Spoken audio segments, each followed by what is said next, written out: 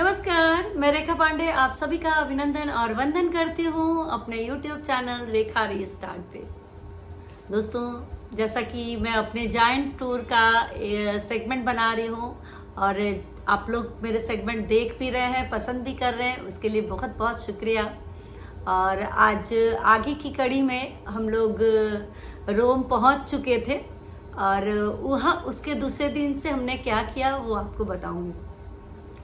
दोस्तों, night visit तो हम लोग पहुंच के कुछ लोग किए, लेकिन अब हम लोग को जो मतलब बिल्कुल अब लीगली करना था सब लोगों के साथ। तो हम लोगों का फर्स्ट डे हम लोग का प्लानिंग था एक्चुअली उस दिन फ्लोरेंस जाने का प्लान था। और जो हमारे आंटी अंकल थे, जो मेरी भाभी के मम्मी डैडी, उनका 50th मैरिज डे भी था। तो ये एक बहुत बहुत खुशखबरी था सभी के लिए, क्योंकि शादी के 50 साल जो साथ रहे वो एक अलग सा मोमेंट रहता है। उनके लिए तो खास था ही, हम लोग सभी के लिए खास था। तो हम लोगों ने सोचा कि उनका मैरिज डे तो हम लोग रोम में ही मनाएंगे, लेकिन उसके पहले हम लोग फ्लोरेंस घूम के आते हैं, क्योंकि वहाँ के भी जो चर्च है, जो कैथेड्रल जो है सेंटा मैरियो है, और भी कई चीज़ें हैं जो हम लोग जाके देखे, वो बहुत सुंदर था।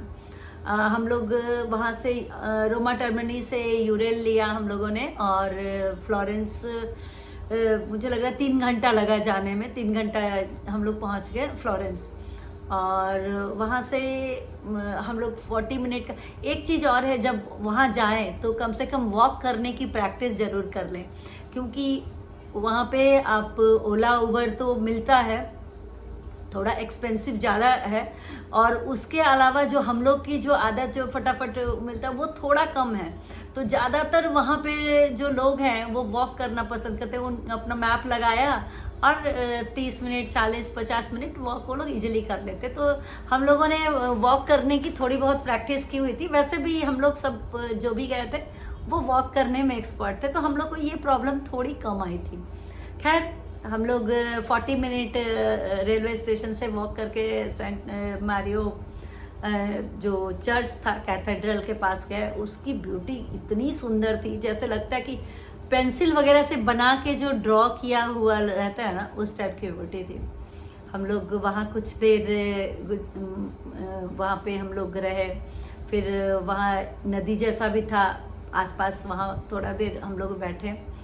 वहाँ पे फ्लोरेंस में ना वर्ल्ड का सबसे खूबसूरत लेदर का सामान मिलता है, तो आप जाए तो वहाँ लेदर का सामान आप इजीली और बेहिचक खरीद सकते हैं।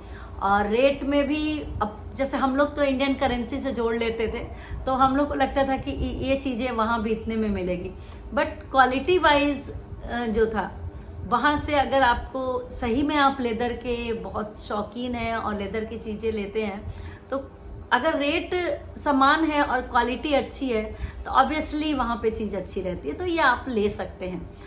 मैंने भी एक छोटा सा पर्स लिया था फ्लोरेंस से, और सभी ने, मुझे लग रहा है कि सभी ने कुछ पर्स या कुछ जैकेट वैकेट सभी ने कुछ ना कुछ लिया ही था। और उसके बाद हम लोग वापस ट्रेन से आए, और मुझे लग रहा है कि हम लोग 4 साढ़े 4 तक घर वापस आ गए थे। फिर वहाँ पे एक सर्च किया गया, सरवना भवन करके है, जो साउथ इंडियन फूड का ग्लोबल चेन है, जो हर जगह मतलब पाया जाता है सरवना भवन।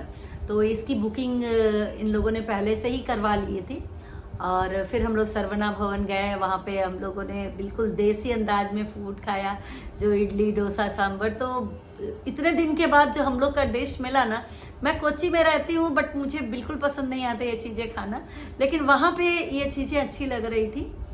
एक तो सब लोग थे, और जो इतने दिन जो बाहर के खाने से थोड़ा वो अच्छा लगा, तो हम लोगों ने खाना खाया।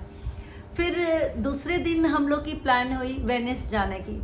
वेनिस जब भी दिमाग में आता है ना, तो वेनिस का एक ही याद आता है, जो गाना था 2 लफ्ज़ों की, सज्जल थिफ का गाना है। जो जिनातमान और गोंडोला राइड कर रहे हैं, और एक छोटा सा ब्रिज है।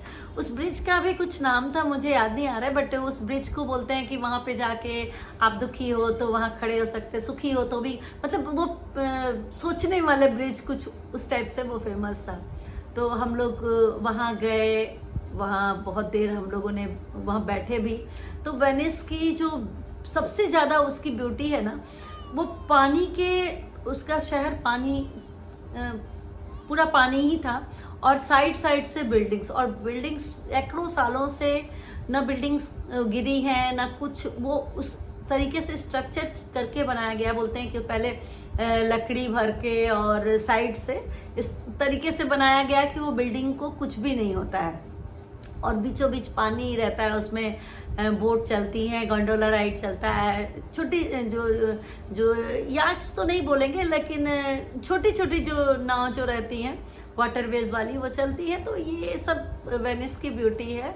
और थोड़ा सा मेरी नज़र में मैं बोल सकती हूँ आप लोगों की स्मार्ट सिटी तो है ही वेनिस, क्योंकि वहाँ के जो पर्स देख रहे थे, या वहाँ का ड्रेसेस, और जो माला वाला थोड़ा मुझे एक्सपेंसिव लगा, बट बहुत बहुत खूबसूरत लगा। मैं एक माला देखी थी जो नहीं लेके आई हूँ, जिसका मुझे अभी तक अफसोस है।